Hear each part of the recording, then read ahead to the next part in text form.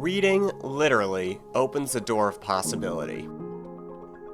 In his book, Meaningful Phonics and Word Study, Lesson Fix-Ups for Impactful Teaching,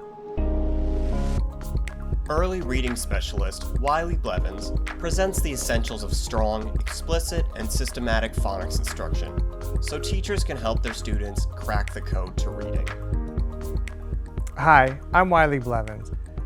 How to teach a child to read has always been more than a professional curiosity for me. It's a personal one.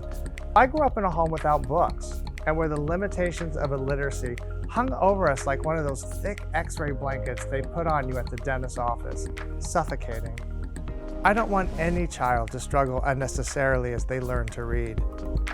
Meaningful Phonics and Word Study is informed by the latest research on the science of reading and explores the 7 foundations of effective phonics instruction. When these 7 components are taught systematically, phonics instruction is more effective, which means the instruction helps students more efficiently progress and move into beginning reading and writing. My literacy journey has been long and winding and rewarding. Thank you for letting me be a part of your literacy journey too.